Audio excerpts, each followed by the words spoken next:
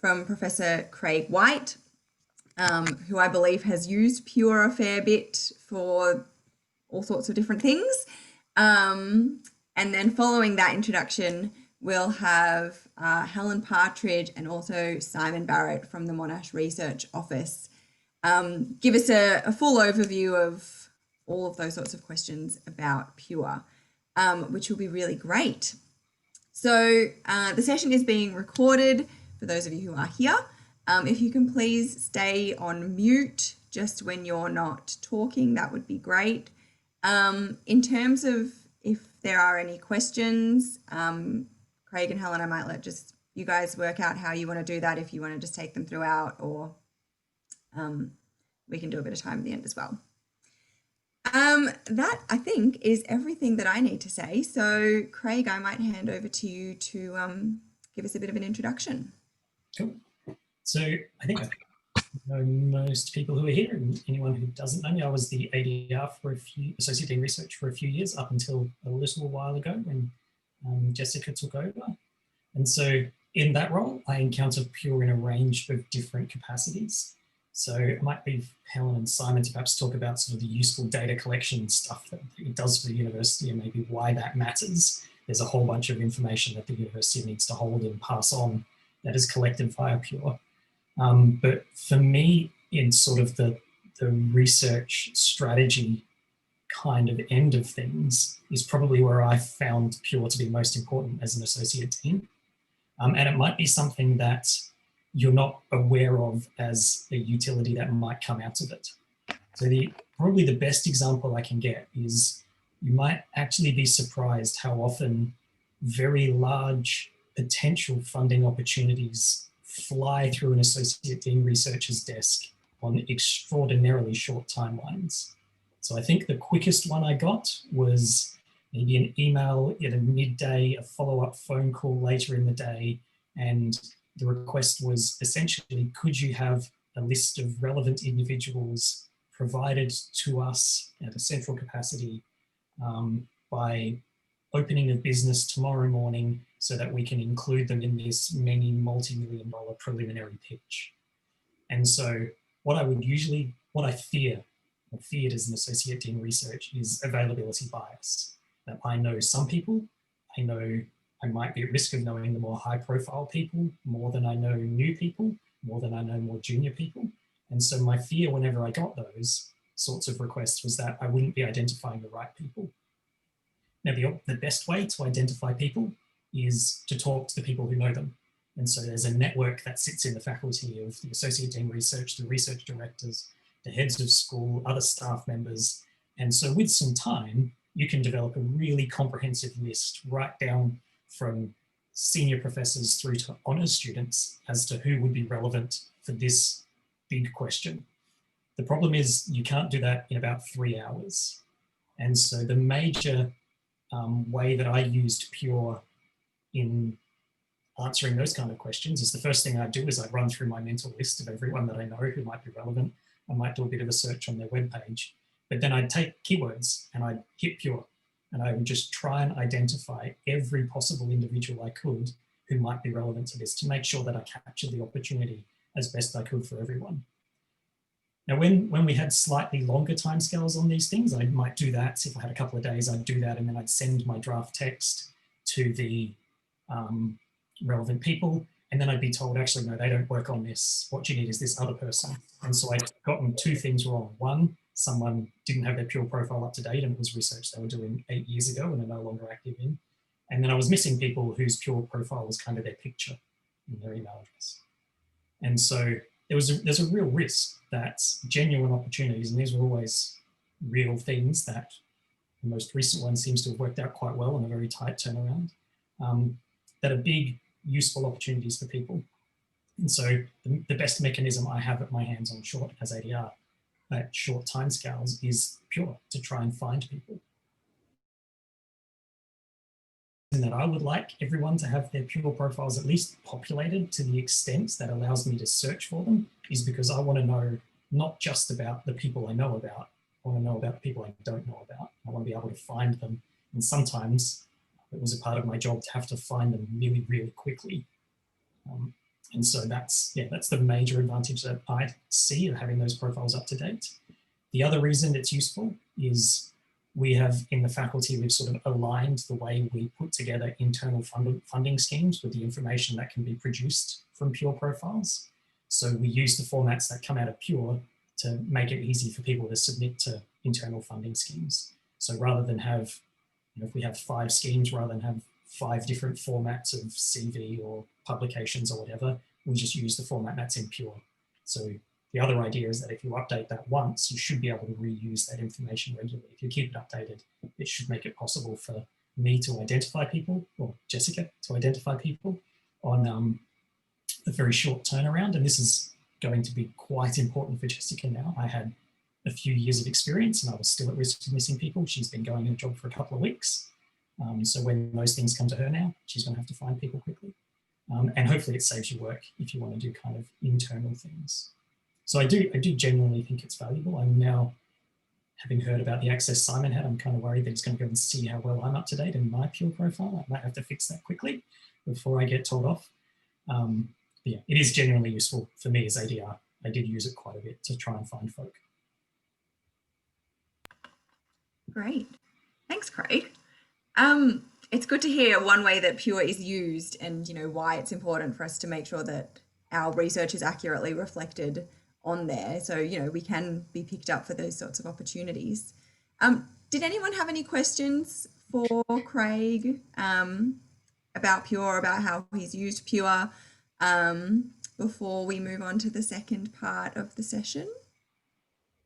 Feel free to pop something through in the chat as well if you would prefer. Or you can... It genuinely was my first point of call. I got these requests.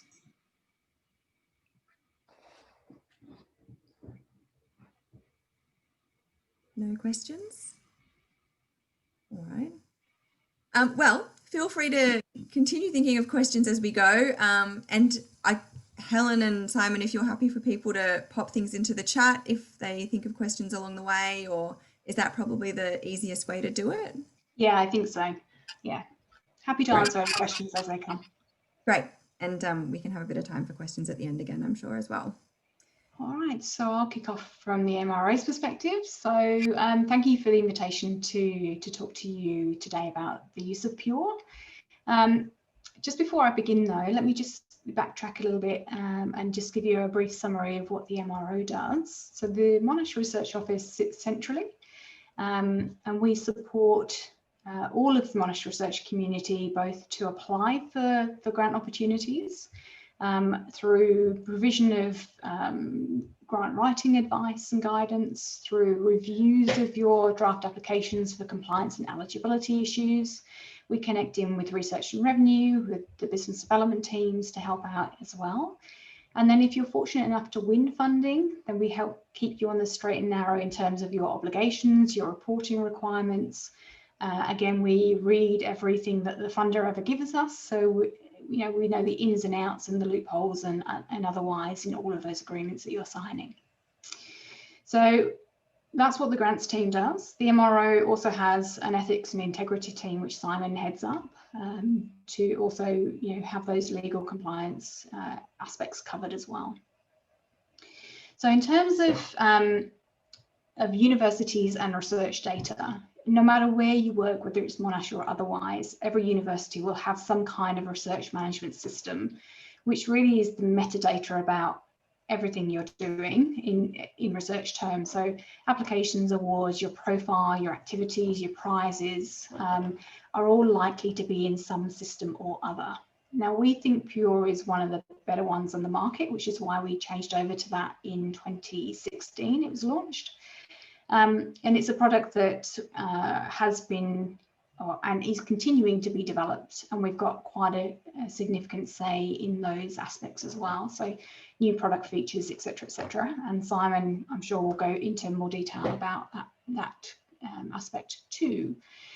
So what do we use Pure for? Well, we are, if you like, the data custodians for research in the university. So primarily you as early career researchers or academics within the institution would start by creating application records in Pure to represent any application that you're making either to a funding, well, to an external funding body, whether that be for a grant, a fellowship, a tender, whether it's contract research, whether you've got money through donations, or whether you're doing any consultancy work.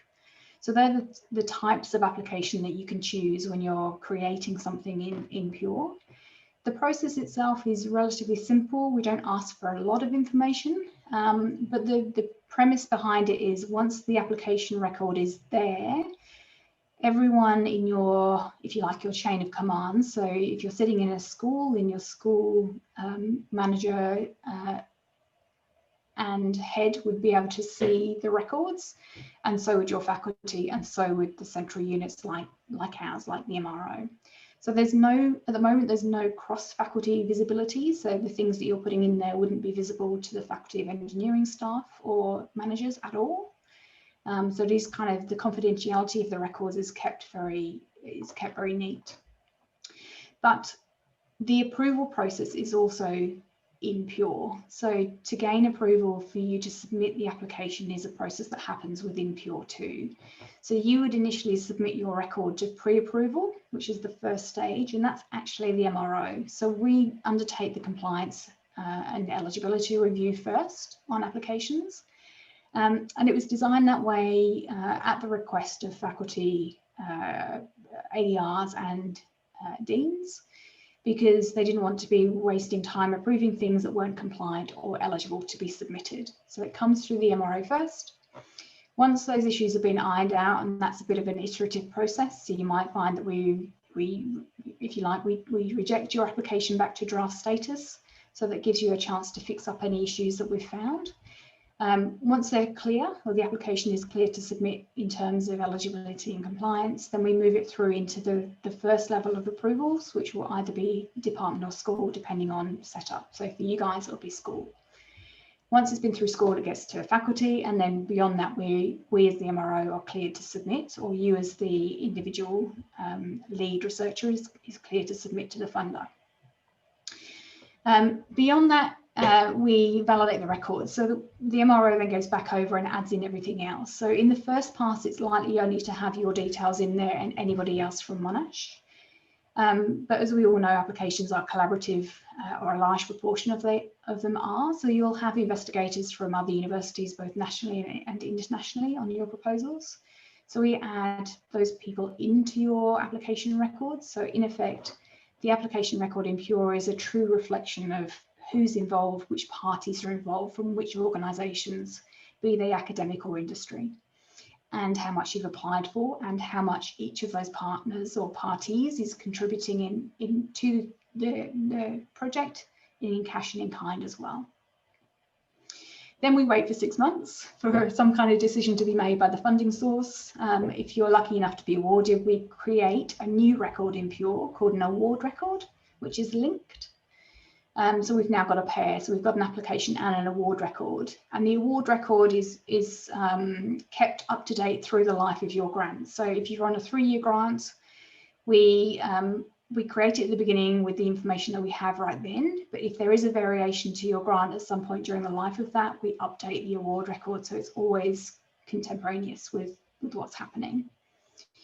We also create a project record as well. So in actual fact, every grant has a triplicate of records in Pure: an application record, an award record, and a project record. Now, the project record is important for you guys because the information on that flows through to your profiles, not the information necessarily from the award or the application records itself. So that's the public facing side of things. And as you've heard from Craig, that's used by internal staff to find other people in disciplines that would be helpful to have as collaborators on applications.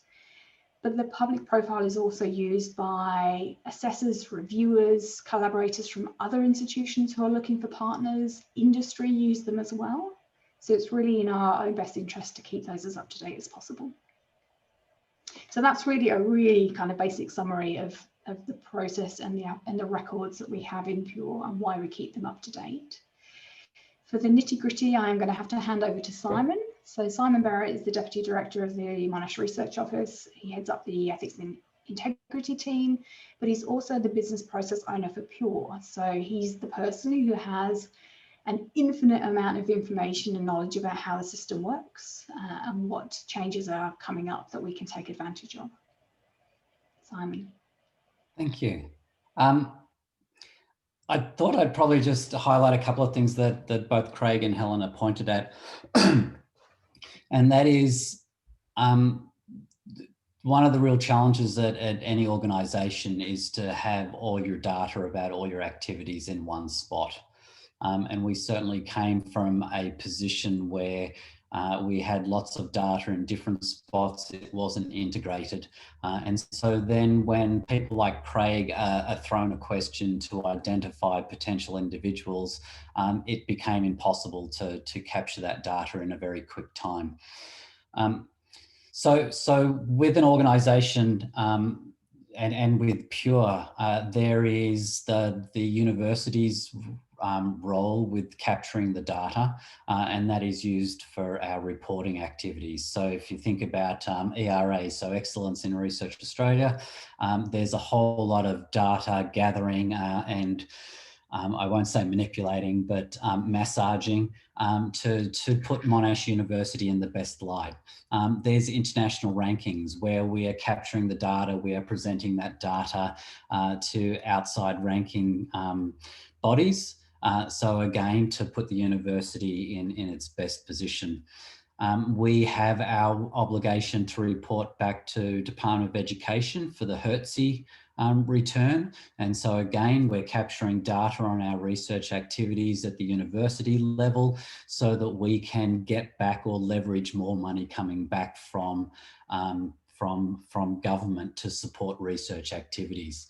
So there's a whole lot of needs at the universities level that require good data that's accurate about all our researchers and our research activity.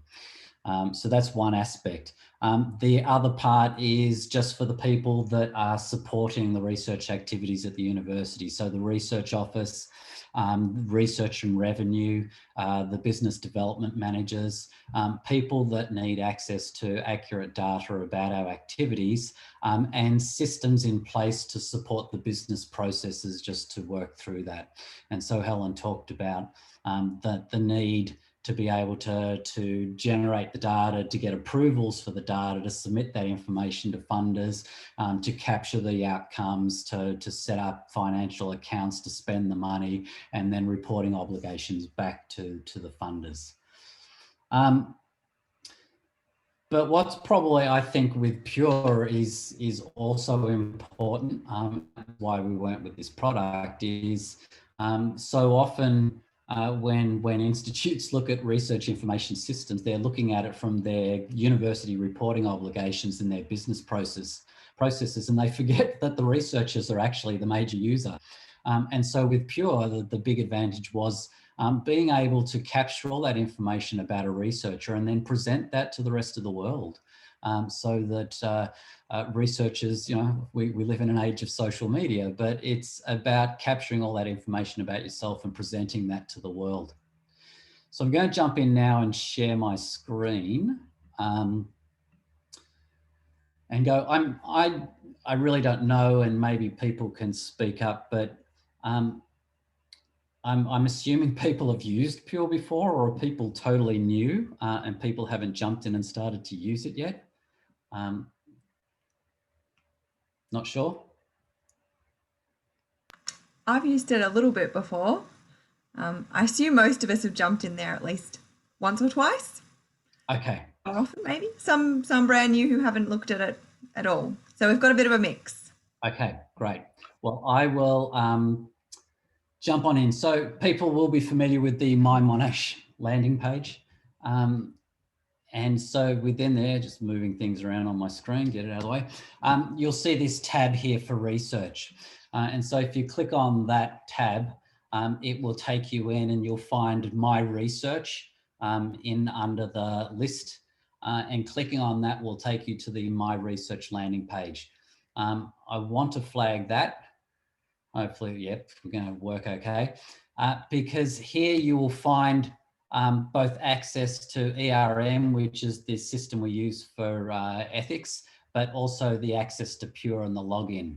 But also on this page is information about funding, applications, ethics and compliance awards, etc.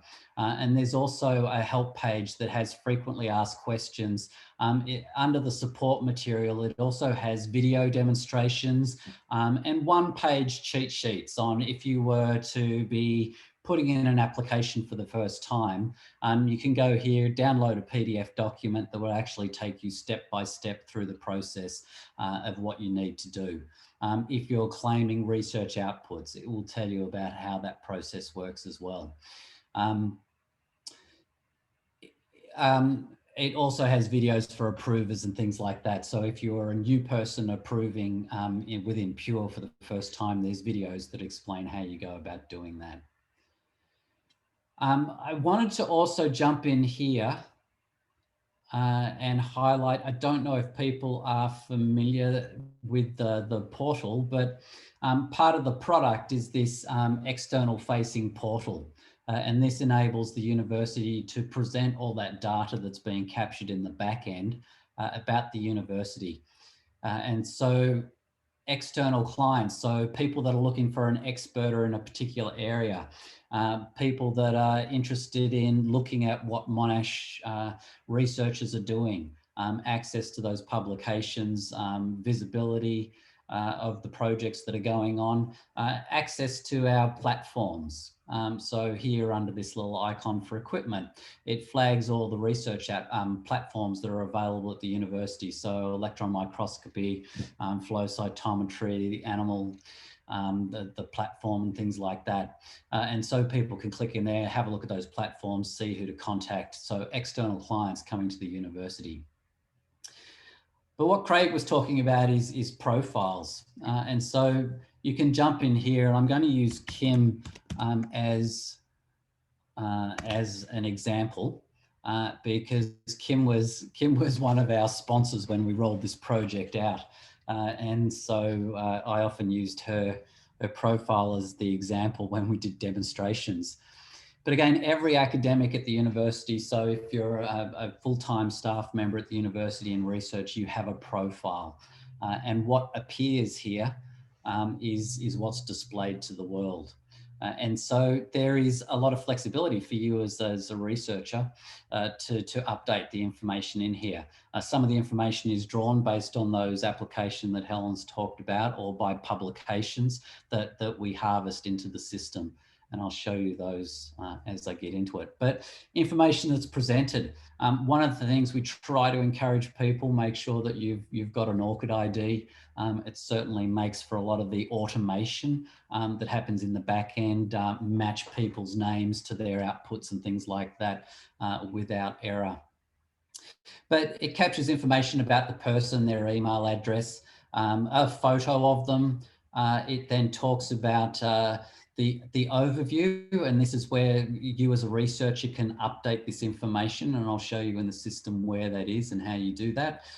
But you can put in the information there about your interests, what your background is, and entirely up to you what you put in there.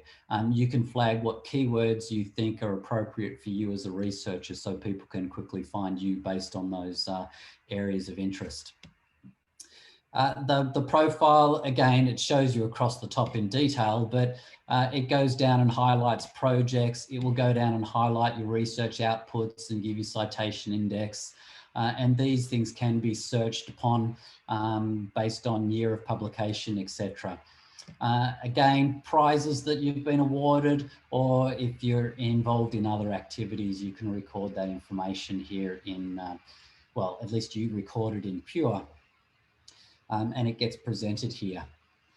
One of the other things, and I'll show you on the other side, is this CV.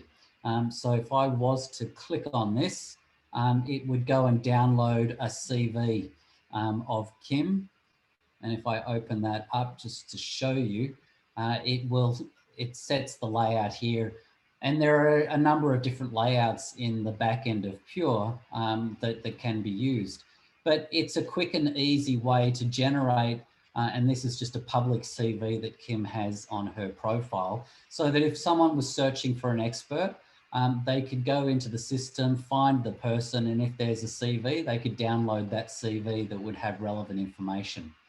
The beauty of it is that things like your projects or your awards and your publications are updated automatically in the back end as they get brought into Pure. So you don't constantly have to go back and redo the CV.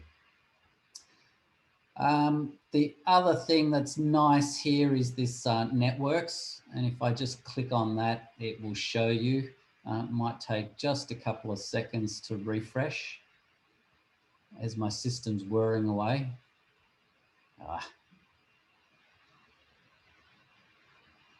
It's going to take too long.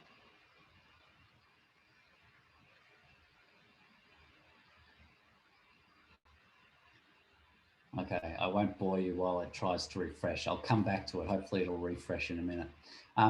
But the idea here is it'll give you a global map of the world and show all the connections that you have through your publications and outputs. And it will allow people to click on those. And so again, the profile allows you to do that for the university. So you could go and click on a country and it will pull up a list of all the interactions that Monash University has with that country. So I'm going to jump into Pure, and I've logged in as Kim, just so you can see what it looks like to you as a researcher. So within the system, there's three main areas. This center area is presenting information based on where you are in the system. On the left-hand side is the different objects that are in Pure that you can go into, and that's what you use to either create a new opportunity, a new application, or to import publications, etc. On the right-hand side over here, is a kind of a task list. And so this is where you would find if, for example, you'd submitted an application and it had been sent back to you for more information, it would appear over here in a list of things that you need to action. If, for example, there were applications being put in where you are named, it would show up here and you can jump in and see what's happening there. Likewise, if there are publications, you can see those publications that are coming in there and acknowledge whether or not they are yours. Similarly, the system will also send out emails to your email address for any actions that you have within the system. I just wanted to highlight to you up here under your username, you can see the little arrow. Up there, you can drop down, and this is where you can configure your email and messaging and task settings. So the idea being, if you don't want to be getting emails from the system, you can go in and modify that here. Or if you do want to get the emails, or modify which emails are coming through and when. And so again, for each of these things, you can expand and it will tell you. So for example, here, if there was a comment added to an application, the system would send an email instantly. But if you felt like you were getting that too often, you can go and change that to never. And some of the things, they can be set to be weekly, depending on what it is in the system. So important that you know in there, you can modify how the system will notify you via email up there. And then likewise, as I said, on this side is where the messages come up. You can also change there the settings that you want for those messages and again for the tasks. The other thing that I want to highlight here is this trusted user. If, for example, you want someone else to be able to log in and do things in the system on your behalf, you could go and add that person as a trusted user by clicking the plus and searching their name. And what that means is when they log into the system, they would have this little user switch button and they could then click on that and it would show who they are a trusted user for, and then they can click on that person and jump in and do things on their behalf in the system. The system does have the security logs, so we do know who did what and when. So we also know if someone's done it on behalf of another person. But often that's a question people come back and ask about. Often it's how can I turn the email notifications off, but you can jump in there and see how to do that for yourself. Okay, when you first log in, this is the landing page, and it will talk about those things that are assigned to you. So it gives you a summary of your research outputs, prizes, awards, etc. And of course, you can click on any of these and it will take you into a list of those objects. The beauty of this system is you can get to the same place by so many different ways. And so there I could go and click and get a list of all my output articles, or I could go and click on research outputs here, and that would give me a list of those outputs. Or I could also go over and click here on the side and get a list of the research outputs. So you can navigate to the same place from multiple different ways within the system. My profile.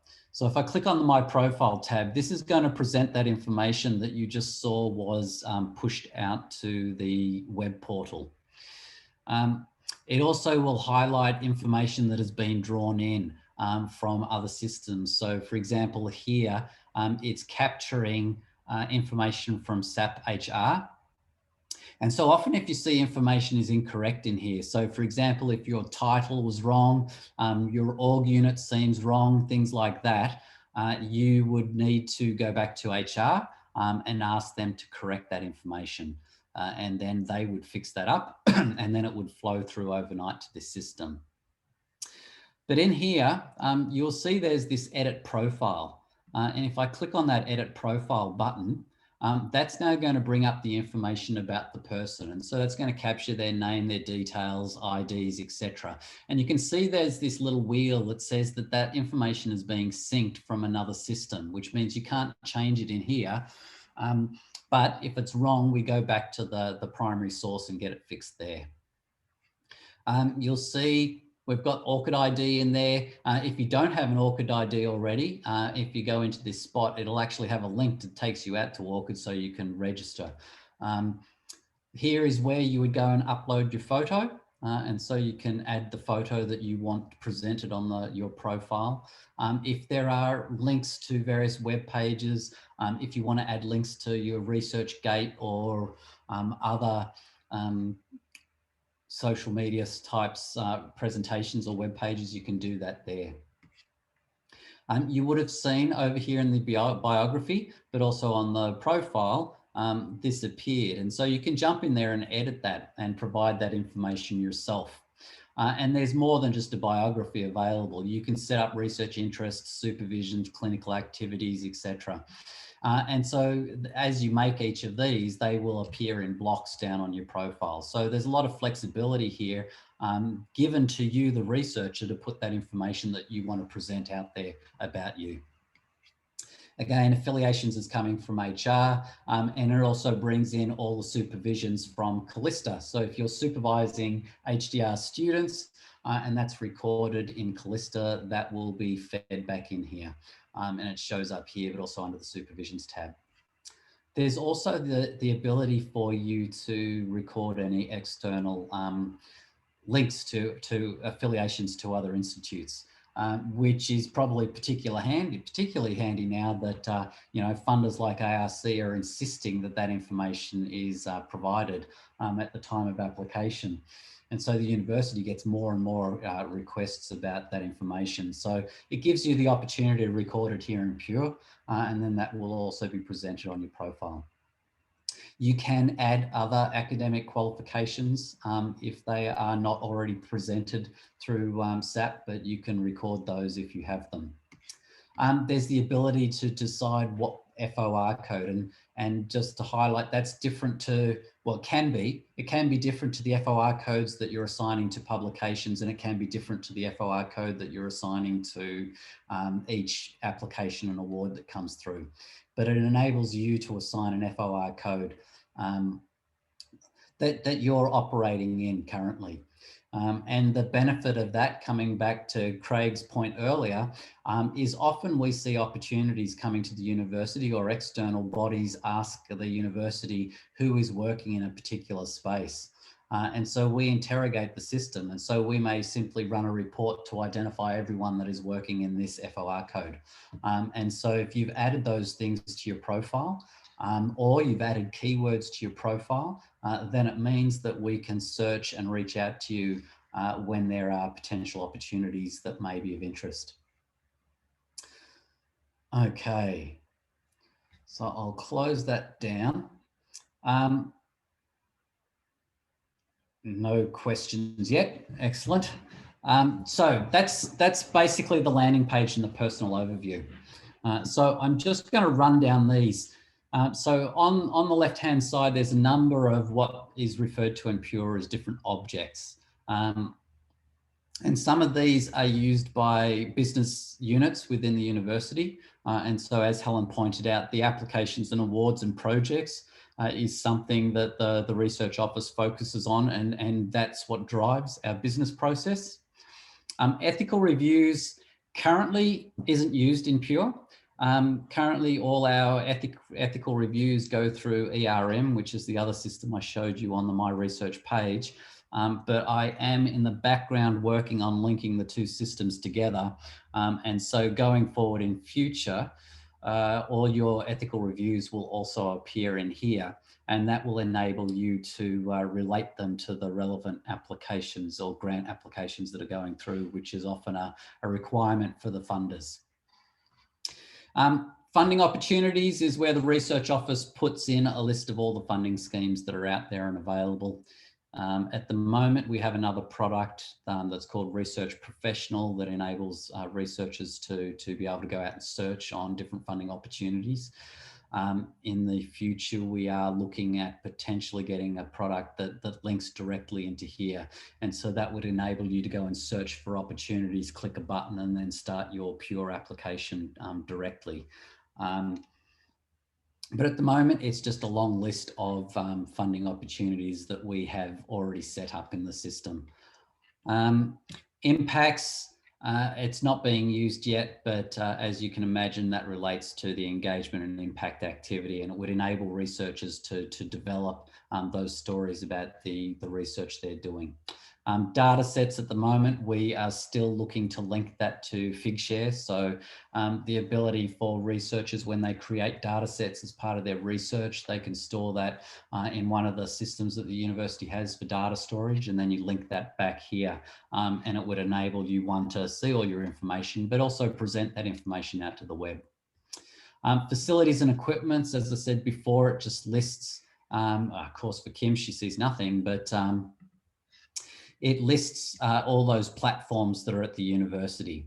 And again, thinking about data and the way Pure is used, each of the platforms that are used can be linked back to the award, the application award record, which means when the managers of these different platforms are justifying their existence, they can go back and run reports that show all the research outputs and all the awards that were supported by that platform. So again, they always encourage me to plug that if you are putting through an application and you're using a platform, please link it so that they can get a little bit of kudos. But it also helps them with regards to application. It helps them in that planning phase. So if we're going through our ARC scheme or NH&MRC major schemes, and as you can imagine, there's 300-400 applications going to each scheme. They get a feeling of how many projects researchers are potentially planning that are going to use their platform. And then they often would be able to contact the researchers and make sure that budgets have taken into consideration what the true costs are. So it helps them help you as a researcher if you do flag those things. And then the final one here is the CVs. And so, as I said, this is where you can jump in and create the CV. So again, Kim's already got a public CV, which is the one I showed you up on the portal. But if I click on that, there is the ability for you to set up a private CV, which only you would have access to, and it can have more detail about what you want. And then some funders, for example, NIH, have a particular format that they expect the CV to be in when it's attached to an application. And so we have the ability to create some of these templates in the back end for different needs. And so depending on what you needed, you could just go and click on any of these icons and it would generate you a CV in that particular format. Okay, I shall jump back up here now to research outputs. And if I click on that, it would bring up, and you'll see when I hover over these, there's often these different subcategories. And so editable would mean anything that hasn't been validated and approved yet. And so for Kim, there's nothing. But the next field down is the My Research Outputs, which will list all of her outputs. It's often important to realize that because often researchers, for example, might jump into applications and they see nothing. And that's because they haven't gone to the My Applications, they're just seeing what's editable at the moment. So in here, it lists all the applications that Kim's got in here. But how do they get in here? I don't know if people have had the emails from our Scopus trawl, but we do have a trawl going on in the background that will look at Scopus. At the moment, we've just got it linked to Scopus, potentially exploring Web of Science going forward as well. But we want to avoid duplication. But the idea is if the harvest identifies that it's found an indexed publication that looks like it includes you as an author, which is why it's important to have your ORCID ID so that it can narrow it down to exactly you. But it will send you an email and ask you to acknowledge whether or not you want to claim that publication. And if you claim it, then it will come into the workflow here and get validated by the publications team. But not everything is indexed. And so you can click on these pluses next to the object and it will create a field for you to go and create it. And so if you needed to create an entry for an output, you can jump in, click on the plus and go and search for that. The other thing that's often handy if you've come in from another institute and joined Monash and you've got previous publications and they haven't already been found for you, you can go and click on this import from online source and go and click on Scopus. Personally, I find if you have the DOI, it works best. But certainly if you've got your DOI, you can go and punch that in here and search. Or if you've got your Scopus author or ORCID ID, you can put it in there and say search. And it will then give you a list of all the publications that it's found, and then you can go and accept those and import them into the system. Again, importance of that, clearly to have them in there for CVs, presentation on your portal. The other thing too that I didn't mention when I was talking about the uses of Pure, academic promotions. And so again, when we're talking about academic promotions, the data that is relied on and generated by HR for those reports is the data that has been captured and validated in Pure. So again, if it's not in Pure, it won't appear on those reports. And then you can argue with the promotions committee as to why you really did something and it hasn't appeared on the reports that they see. Okay, so outputs. So yes, Scopus trawl for accepting, but you can do it manually if need be. There is a workflow behind this. And so when you create a research output, it goes into the workflow to be validated by the publications team. And until it is validated, it won't appear on the portal. And so that's why there's often a lag between it appearing and then being presented on the portal. But there is a team that now sit within the library that are working through and validating these. Okay, activities, prizes, press and media. So as you would imagine, if you get mentioned in the media, you can go in and create a press or a media entry. If you get a particular prize, you can jump in and create a prize. And if you get involved in activities, conferences, committees, you can record those sorts of things in there. And so typically it'll jump in there when you go in to create something, and it'll give you the categories of the sorts of things that would be captured. And again, if you click on any of these, it will then come up with another subgroup. And then when you choose that subgroup, it will present you with a set of fields to be filled in. All the way the system works is it will automatically import information that it knows about you. So for example, here it brings in your person, what your org unit is, but then there are a number of fields for you to fill in. Those fields that are marked with the red asterisks mean that you have to pick that before you can go and save the record. All the other fields can be left blank. And when you save it, it will save the record. You can come back to it and then continue to fill out that information as you go. Now, for those three objects, so activities, prizes, and press and media, there is no business workflow. That is, the information that you put in there will then be presented up on the profile, but there's no one that is curating or validating that data. And so in some faculties, not science, certainly in IT and BizEco, because they use their profiles for their accreditation process, the faculty research office will jump in there and look at that information and see that it fits with their criteria for accreditation. But otherwise, there's no one really looking at that information other than you. Okay, so Helen talked about applications and awards. I'll just jump in. I'll click on applications. Just to show you a couple of things in here. So applications that you initiate, you would do that by clicking on the plus. It will ask you whether it's a grant, a fellowship, etc. And you can go and pick one of those. Sometimes you see this outline and proposal. So if there's an expression of interest, you would use outline, but pretty much for everything else, you would go and click on proposal. And then very similarly to what you just saw with what do I click on, activities, there's just a number of fields that it asks you to fill out. And so typically here you would need to fill out the title. Most people would put the description that they've got from their grant application in here. If there's a funder ID, then you would certainly add that here under IDs. If you've got other people, you would just click on add a person.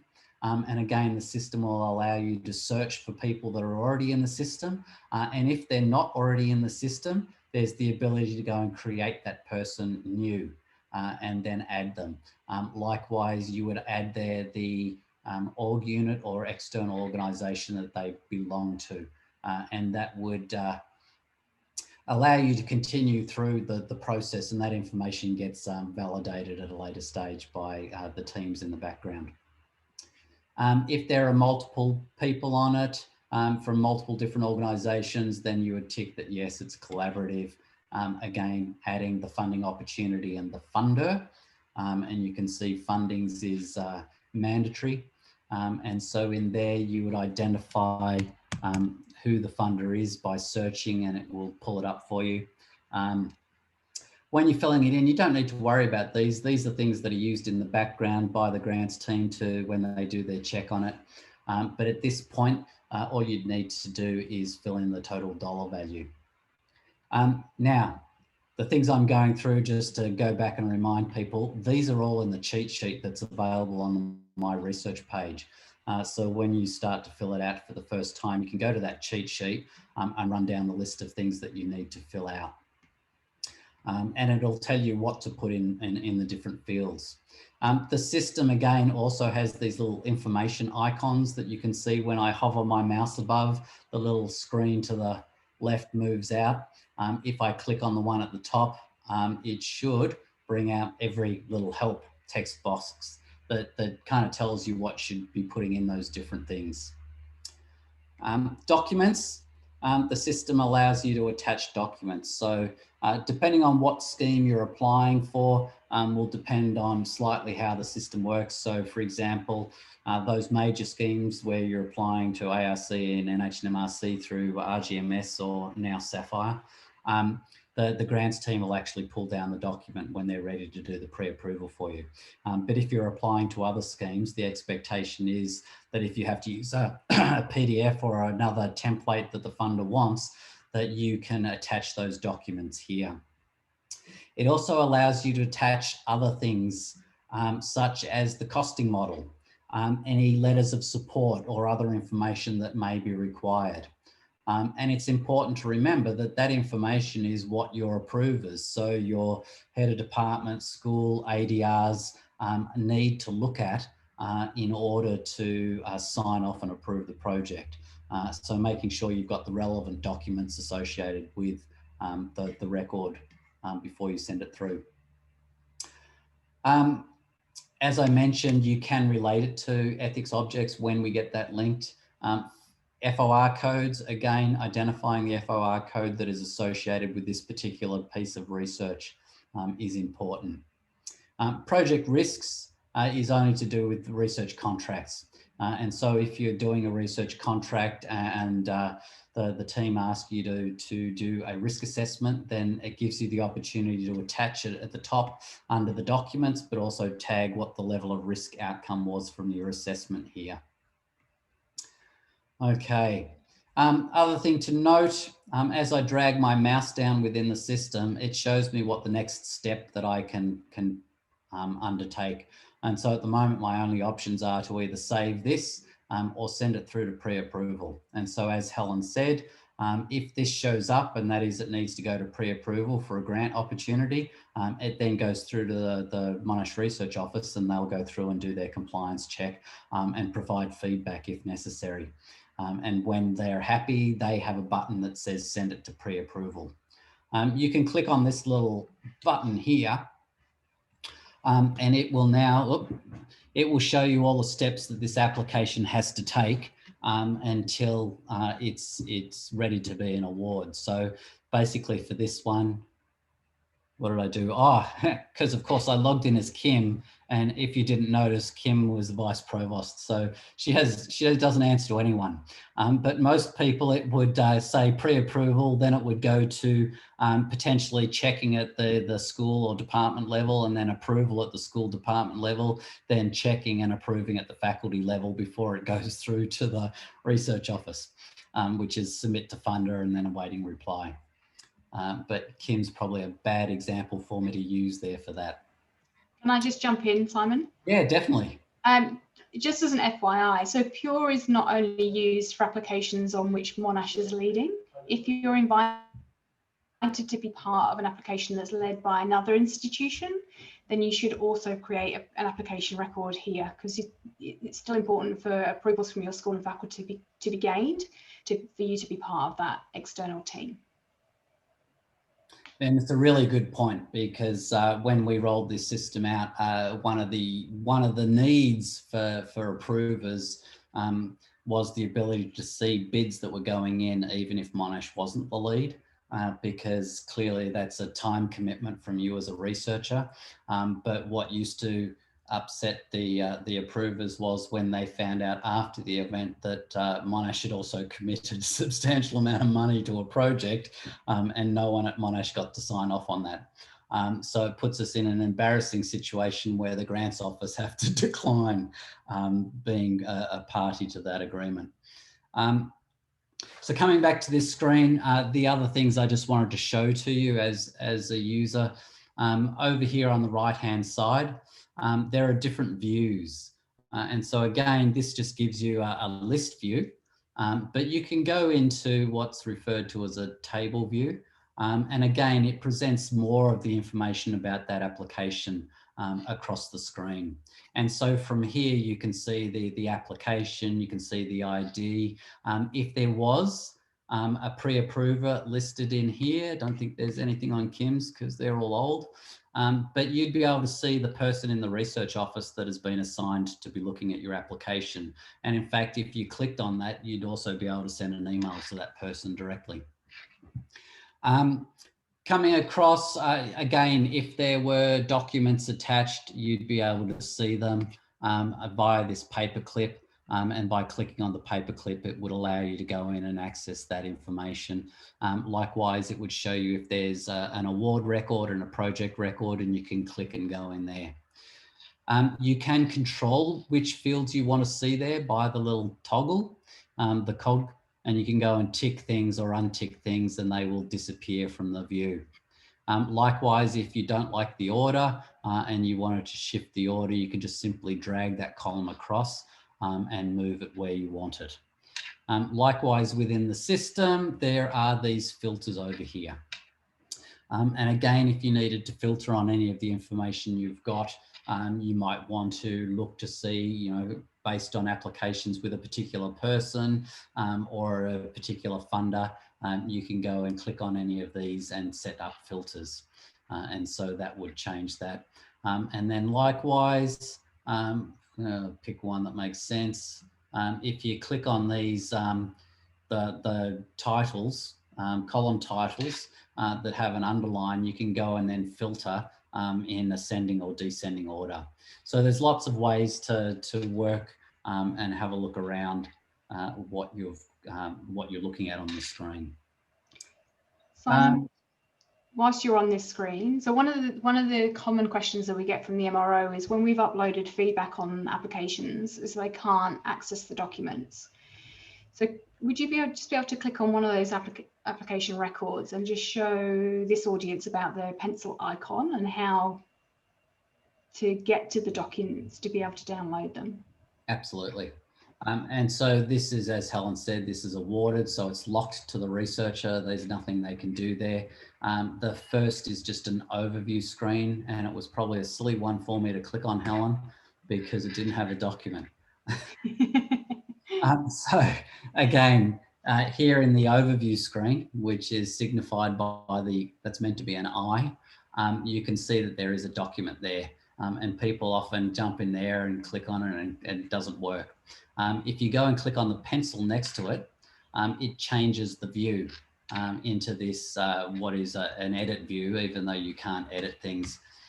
But now as you go down and you get to the documents, you'll see there's a little show button. And so I could go and click on that and it would download that document for me to look at. Depending on your browsers, it may just appear on the browser screen. Thank you. Now I'm actually in our QA environment, but there's a little help down here. And if you highlight that in the prod environment, it has the email address for the My Research support team.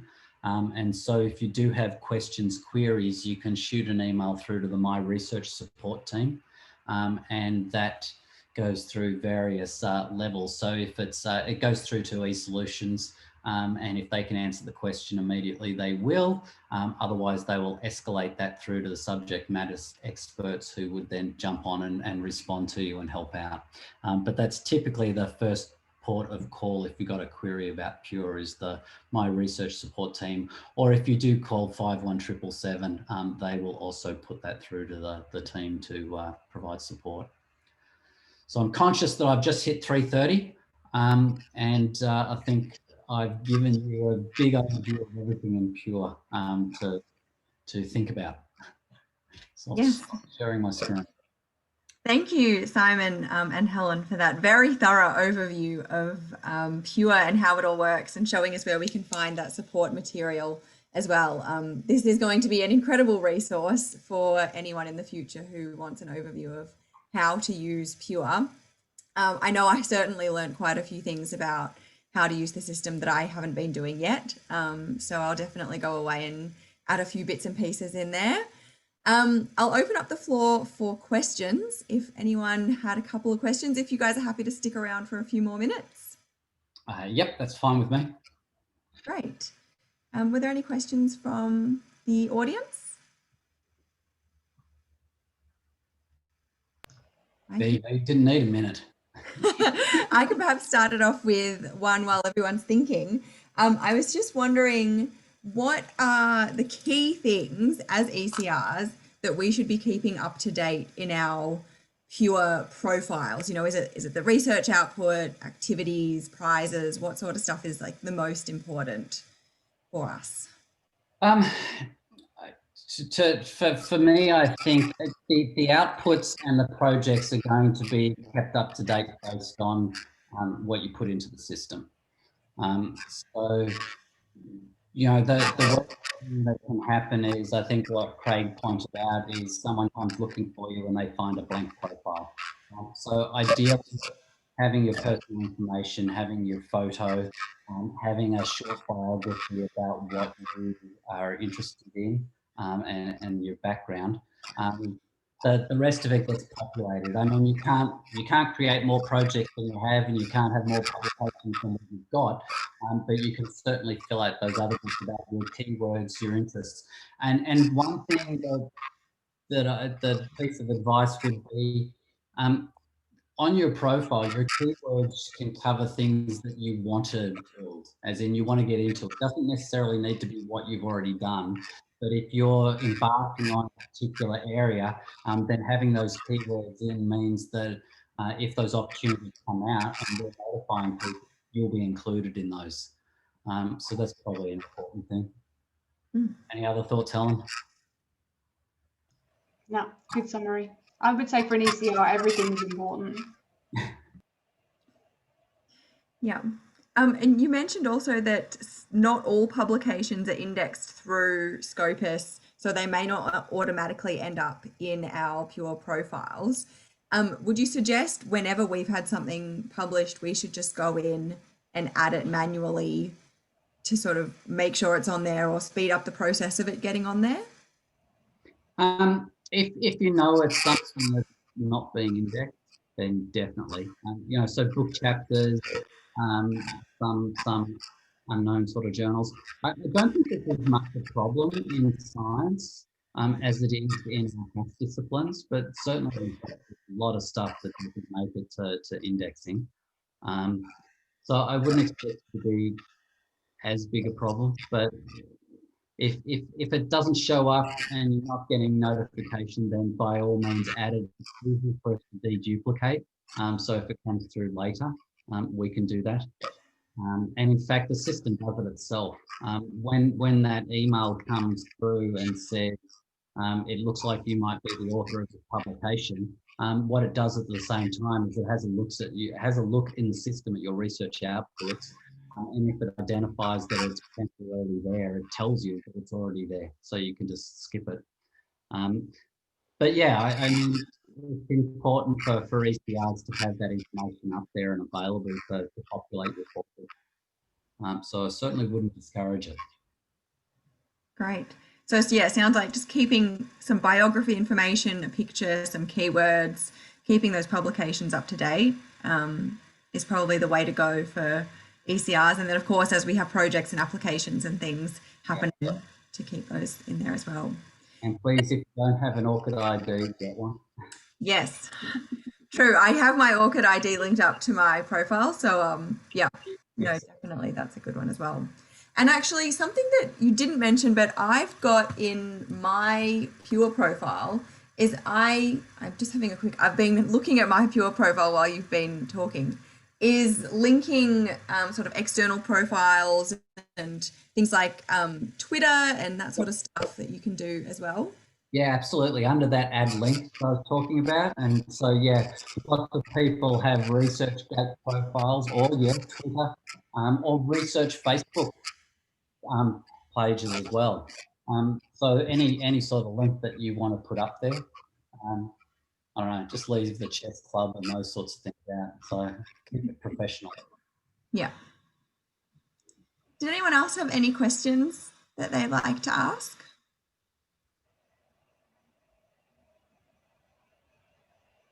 No? It's certainly been a very thorough presentation. So thank you very much for giving us your time today and presenting for those of us who are here, and for those who aren't here, for creating this recording, which is going to be a really useful resource for ECRs going forward, about what Pure is, how to use it, how to get into the system and put all of our information in there and all of that. So yeah, thank you very much on behalf of all of the ECR community from the Faculty of Science.